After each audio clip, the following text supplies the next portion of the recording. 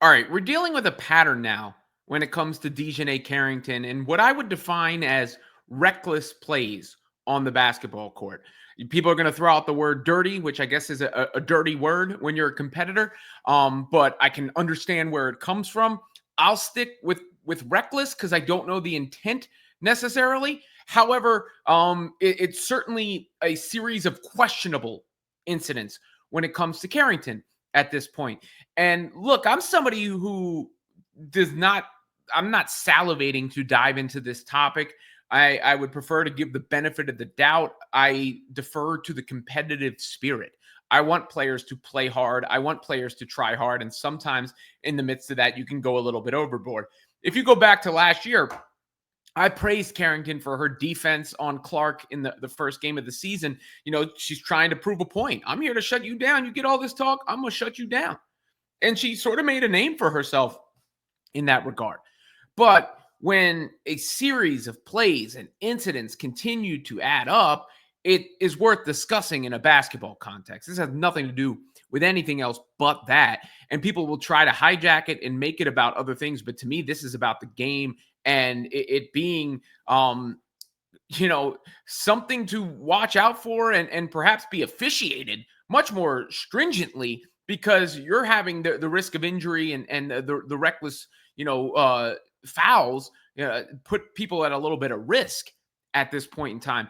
And again, it's a series of acts. It's not one thing. That would be one thing. I mean, even you go back to the eye incident last year, I defended her for that because I didn't think it could possibly be on purpose in the midst of going for the basketball. But when you have just like a series of things where it's like a little extra every time, and it's the same person every time, you got to connect the dots a little bit.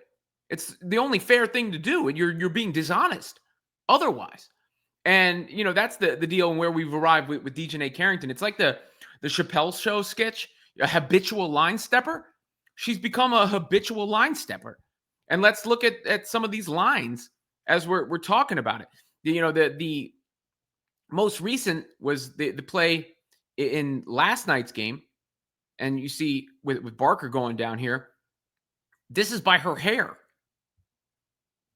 So going down and then the yank and then like a quick, oh, sorry, didn't mean. So I can't ascribe intent to things, but that is a rough pull of the hair, using her hair to break the fall and pulling her down to the floor. That's a dangerous play. That's a reckless play. No question about it. And then you have, a bunch of other examples of this. This is not an isolated incident. You have the play against Skylar Diggins from the other night, where it's not about the fact that she's going for the chase down block or even going for the ball. It's the wind up and the follow through. Those are the issues. Reckless. I mean, there was a play in that same game where Gabby Williams, I would call it a reckless closeout. This is what they dub it in the NBA, a reckless closeout, when you don't really allow the landing space for the player to come down. And that was the case with Gabby Williams here on this play, where DiJonai initially contests it well, but then her foot goes into the landing space area. It's the replay right here. See, right there, the contest. Hold it there. That's fine. But then the foot goes out into the landing space area. That's a definition of a reckless closeout. Of course, I don't think she was trying to hurt her on that play, but that's the unintended consequences of something like that. And, it's not simply a few plays, a handful of plays. There's just a series of plays and various. I could pull up a whole bunch more examples. Here's another one I saw. Look, good defense, playing hard, goes down, fine, no harm, no foul. But even the foot in there and gesturing forward while she's on the ground.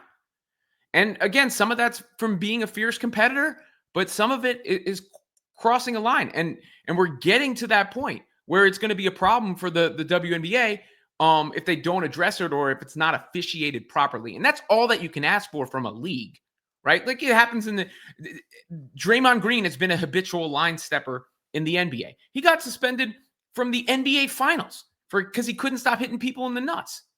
So, there is a precedent for this, but that's when the officiating has to step in and make something known. And again, to me, this is just about basketball. People are going to try to make it about other things, about race. When I don't see nothing to do with race here. You see people, all different people in those clips, right? Like, this is about how she's playing and the play being reckless on a team that is rudderless. Because the Dallas Wings, that is rough to watch them play. It is rough to watch them play. Obviously, Paige Becker's out in concussion protocol, but they got a lot of selfish players to me. They feel directionless out there. A lot of players look like they're going for their own thing. Head coach Chris Klanis doesn't seem to have, looks a little in over his head right now. Kind of just like, we're vibing, we got to play together and all that stuff. Meanwhile, the defense is horrible. The offense isn't really cohesive. You've got talent like Arika Gumbawale, but she's struggled. Paige has been out, and when she's been in, you don't know if the keys are hers or whether she's going to defer. Then they brought in Carrington, who has the other mess that we're dealing with right now, and Melissa Smith, who can't play defense at all. So that's a personnel issue that goes to the GM. So you got a personnel problem. You got a new coach who doesn't seem like he's got a full grasp on everything. And you've got a situation with the Dallas Wings that looks like it's in danger of spiraling out of control, considering how poorly they've started the season. And I don't know if Paige alone is going to fix that.